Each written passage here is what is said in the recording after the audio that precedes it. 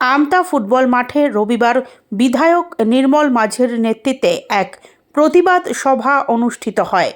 সভার মঞ্চ থেকে কেন্দ্রের বিরুদ্ধে একাধিক অভিযোগ তুলে সরব হন রাজ্যের মন্ত্রী পার্থ ভৌমিক। সাংবাদিকদের প্রশ্নের উত্তরে তিনি বলেন, বাংলা দখল করতে চায়, যেমন করে হোক বাংলা দখল করতে হবে, ওদের স্লোগান তাই। ওরা জোর করে দখল কারা করে? যারা জমিদার মনোভাবা সম্পন্ন তারা। আর মমতা ব্যানার্জি ভালোবাসা দিয়ে মানুষের হৃদয় জয় করতে চায়। এটা হচ্ছে তৃণমূলের সাথে বিজেপির পার্থক্য।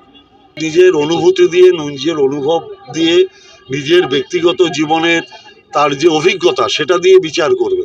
মানুষ তো দেখছে যে কারা বিপদে আপদে মানুষের পাশে আছে।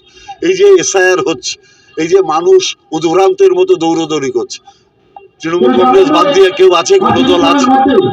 কিন্তু সবচেয়ে দুর্ভাগ্য হচ্ছে নির্বাচন কমিশন, যেটা একটা স্বয়ংসম্পূর্ণ সংস্থা, সেটাও বিজেপির দলদাসে পরিণত হয়েছে।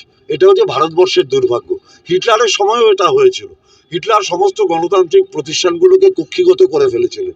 হিটলার ভেবেছিলেন যে এইটা করে সবাইকে শেষ করে দিতে পারবে। শেষ হয় না। স্বৈরাচারী শক্তি চিরদিন থাকতে পারে না, বিজেপিও চিরদিন থাকতে পারবে না। গণতান্ত্রিক প্ল্যাটফর্ম যেরকমভাবেই ধ্বংস করুক, মানুষের যে গণতন্ত্র তার কণ্ঠরোধ বিজেপি করতে পারবে না।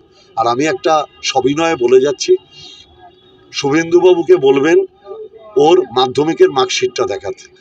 আমার শুধু একটাই অনুরোধ, উনি ওয়েবসাইটে যেটা দেওয়া থাকে কি পাস, আমি বলেছি কত নম্বর পেয়েছে সেটা দেখাতে।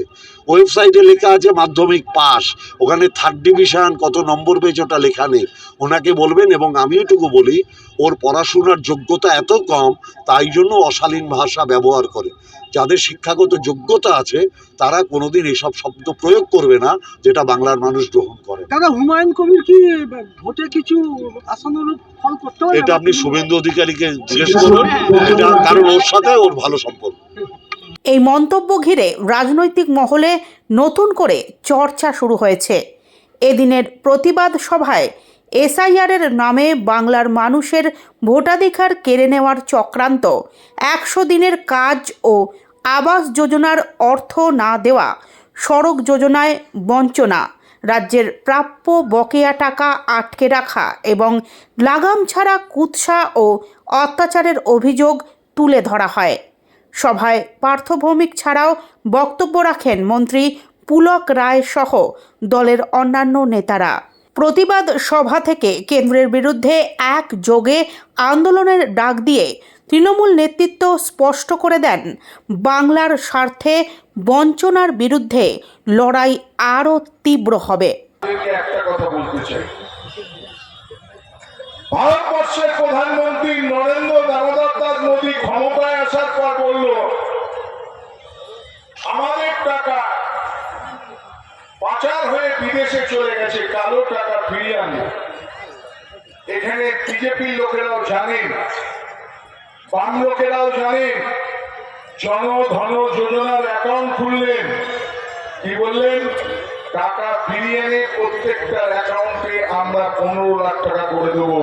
একটা মানুষ বাংলার কেন, ভারতবর্ষের যদি বলে আমার অ্যাকাউন্টে কালো টাকার 15 পয়সা এসছে, আমি তাহলে ওদের বিরুদ্ধে কোনো কথা বলবো না। আজও দেয় রেকর্ড করছি, রেকর্ড করুন, সাংবাদিকদের সামনে বলছি। এসআইআরের লক্ষ্য অন্য কিছু নয়। এসআইআরের লক্ষ্য ছিল, যদি আমরা সজাগ না থাকি, কেন্দ্রের বিজেপি নির্বাচন কমিশনের মাধ্যমে ভোটের আগে ভোটার লিস্টের নাম বাদ দিয়ে ভোটের কারচুপি করবে, যেভাবে মহারাষ্ট্র বিহারে করেছে বাংলাও করবে। কারণ নির্বাচনে ভোটার লিস্টের ব্যাপারে এসআইআর করবে, নির্বাচন কমিশন দেখবে। কেন লিডার অফ দ্য অপোজিশন চিৎকার করবে 2 কোটি নাম্বার যাবে, 2 কোটি নাম্বার যাবে, 2 কোটি নাম্বার যাবে? উনি তো নির্বাচন কমিশনার নয়, উনি তো নির্বাচন দেখছেন না, উনি তো রাজনৈতিক ব্যক্তিত্ব।